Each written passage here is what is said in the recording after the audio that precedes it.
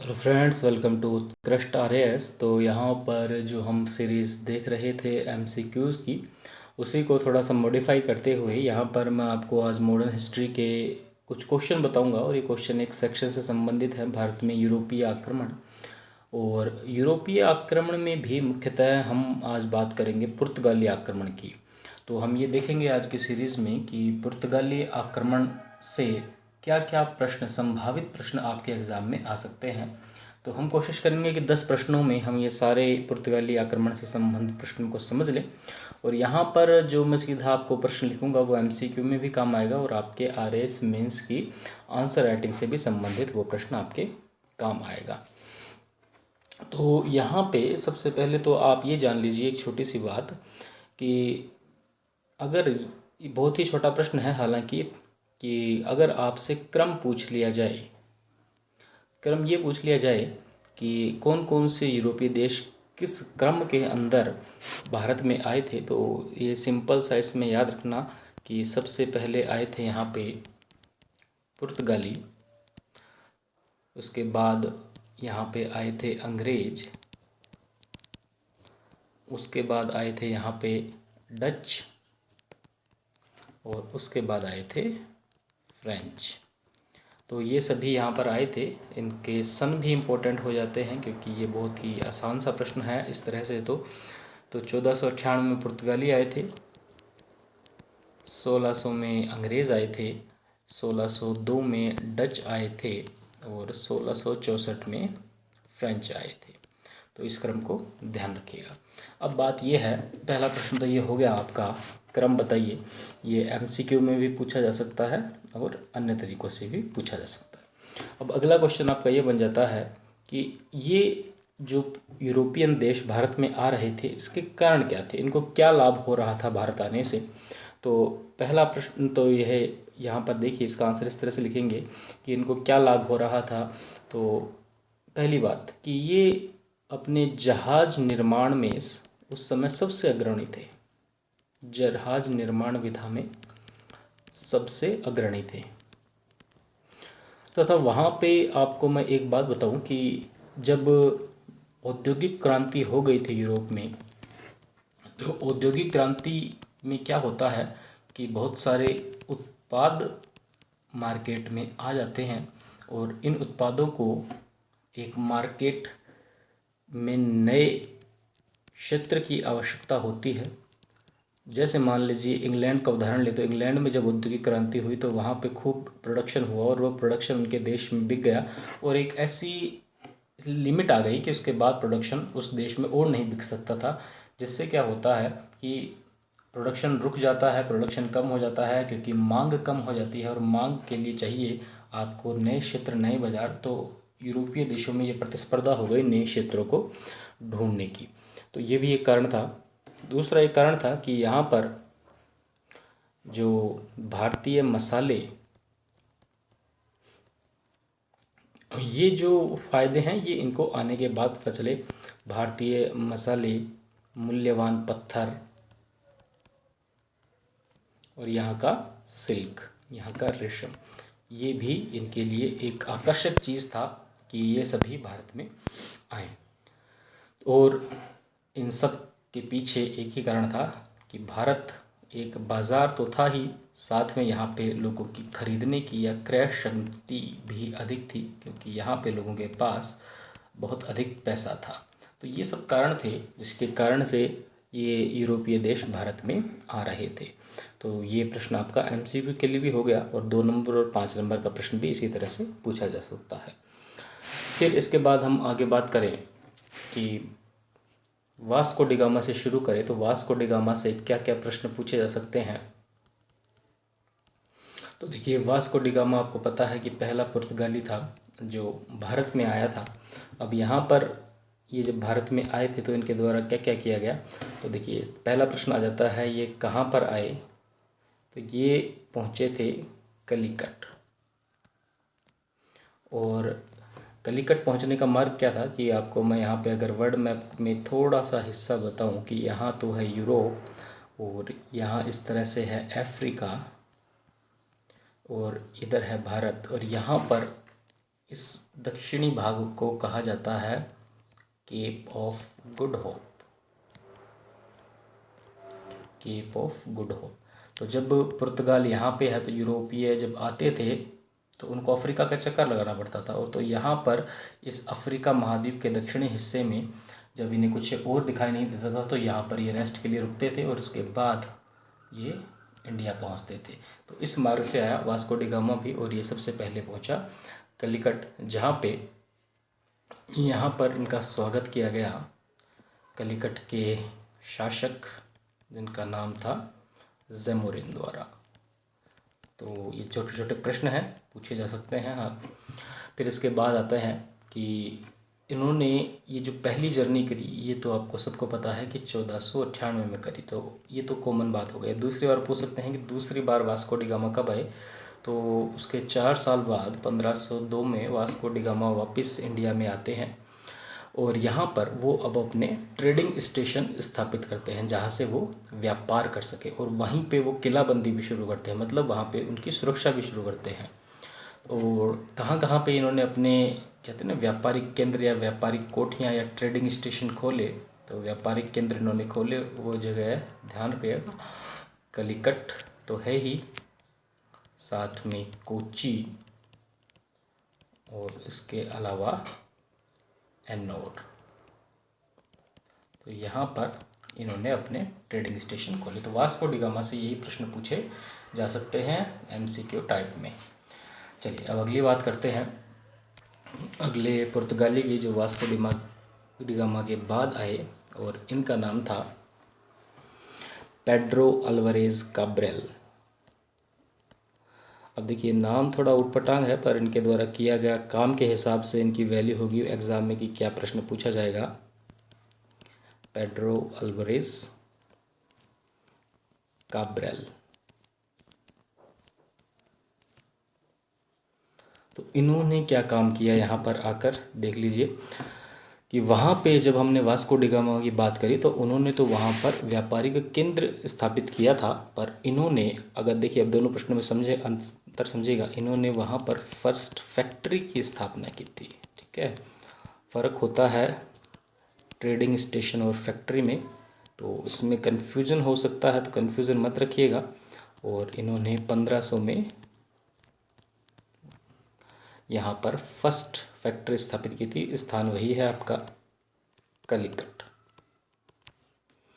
तो इसको ध्यान रखिएगा।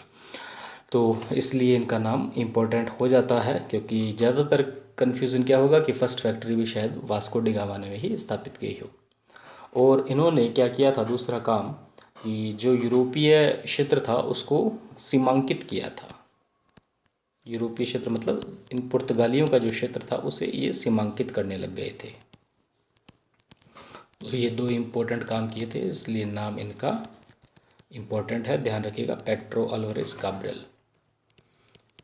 इसके बाद जो तीसरे पुर्तगाली आए थे उनके बारे में क्या प्रश्न बनते हैं वो भी देख लेते हैं हम यहाँ पे। तीसरे पुर्तगाली का नाम था फ्रांसिस डी अल्मेडा। ठीक है, इस तरह से ही होते हैं नाम ये, पर हमें तो काम से मतलब है कि इन्होंने ऐसा क्या काम किया जिस पे प्रश्न आ सकता है।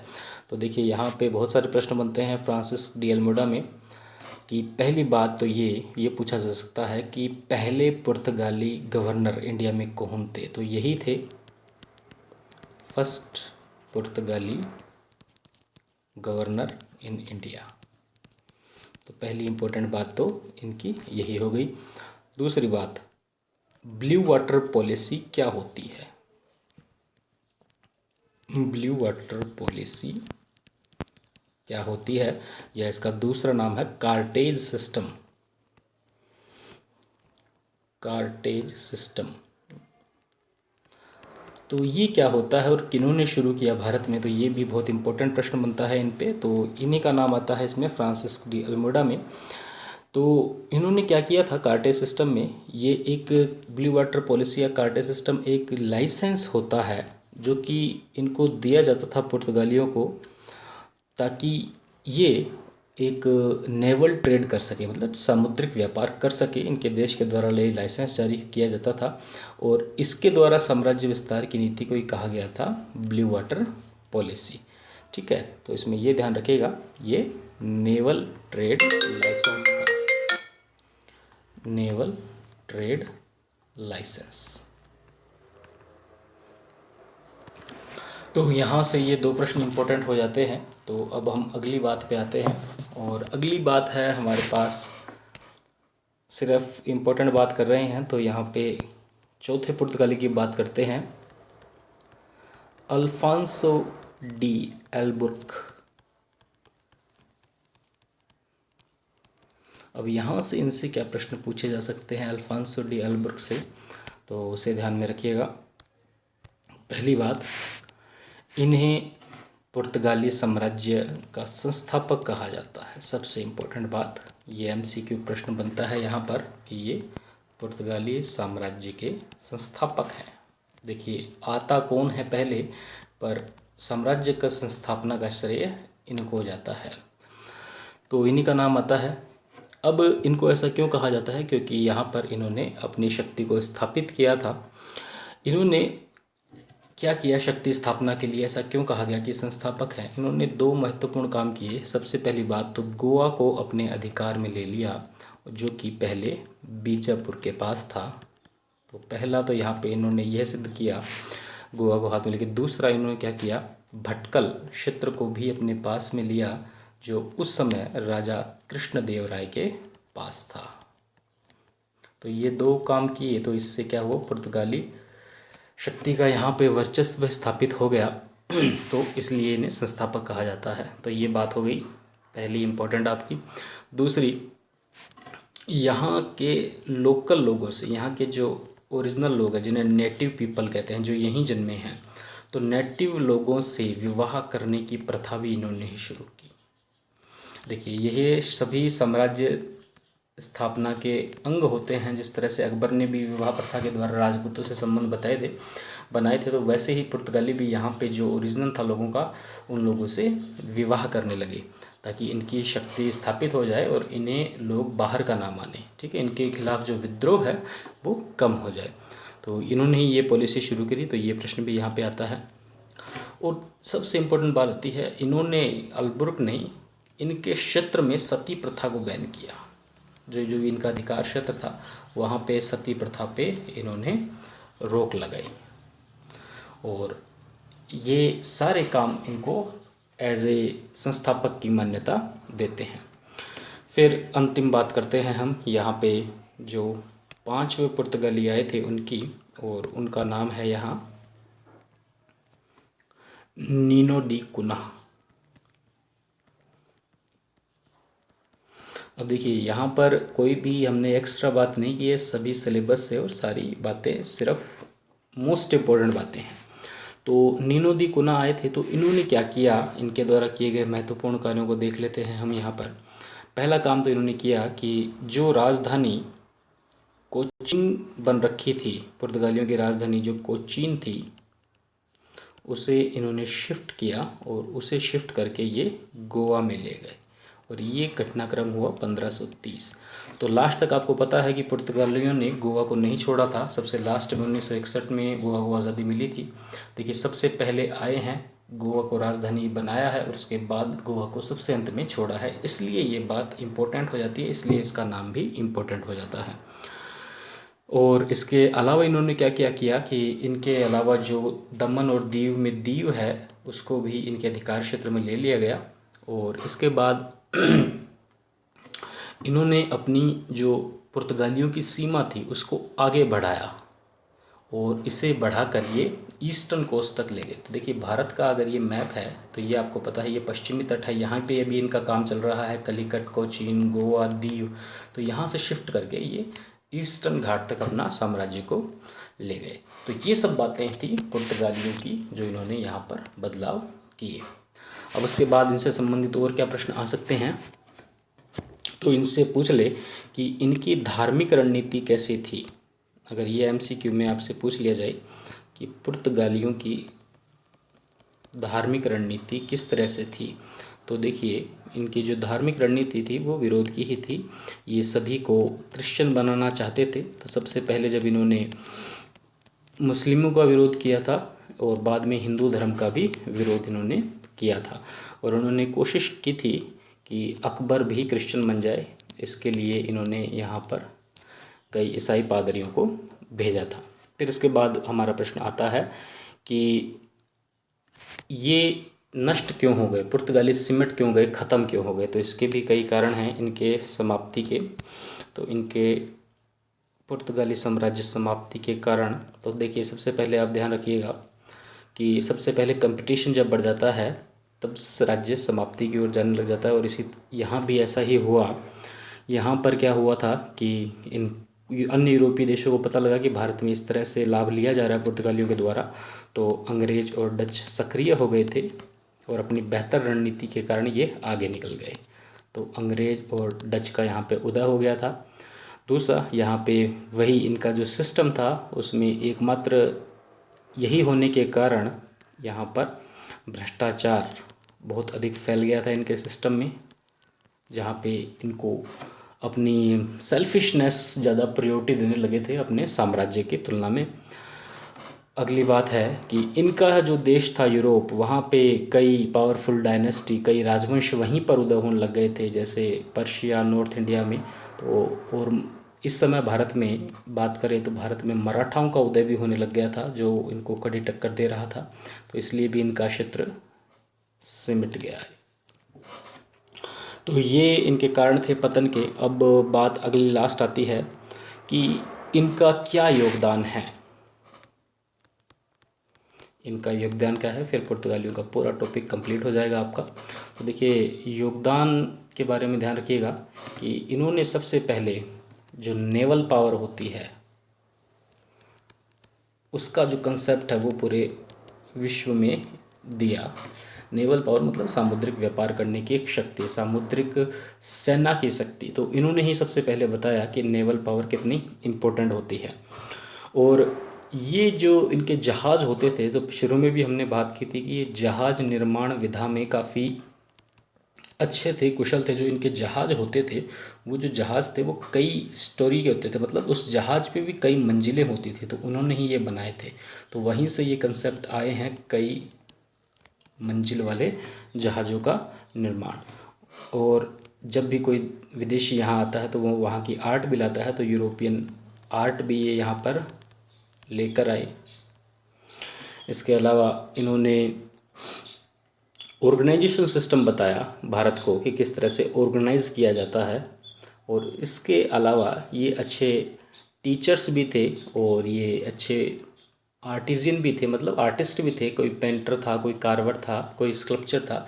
तो ये सभी विधाएं भी ये वहाँ से लाए, तो यूरोपियन कला का आगमन किया। तो देखिए ये सारा प्रश्न आ जाता है आपके RAS के लिए। पुर्तगाली कौन थे, उनके द्वारा महत्वपूर्ण काम क्या क्या किए गए और उनका योगदान। तो एक टॉपिक हमारा कंप्लीट हो जाता है और यहाँ से आपके कम से कम 10 MCQ कवर हो जाते हैं।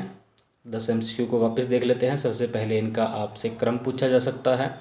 उसके बाद पूछा जा सकता है कि भारत से इनको क्या क्या लाभ हो रहा था, ठीक है, और क्या लाभ नहीं हो रहा था। फिर अगला पूछा जा सकता है कि वास्को डी गामा ने क्या क्या कार्य किया, तो बता दीजिएगा ये सारे काम दूसरी बार वो कब आए। अगला प्रश्न पूछा जा सकता है पेड्रो अल्वारेज से, तो फर्स्ट फैक्ट्री के ये संस्थापक हैं। अगला फ्रांसिस डी अल्मेडा से, ब्लू वाटर पॉलिसी या फर्स्ट पुर्तगाली गवर्नर। अगला अल्फांसो डी अल्बुर्क, पुर्तगाली साम्राज्य के संस्थापक। देखिए हर चीज़ अलग अलग है। और लास्ट नीनो डी कुना, जिन्होंने अपनी राजधानी को कोचीन से गोवा शिफ्ट किया। तो इस तरह से पुर्तगालियों पे ये प्रश्न पूछे जा सकते हैं। तो चलिए आज के लेक्चर में इतना ही, और इसकी PDF आपको नीचे डिस्क्रिप्शन लिंक में मिल जाएगी। अगले वीडियो में मिलते हैं, तब तक के लिए थैंक यू।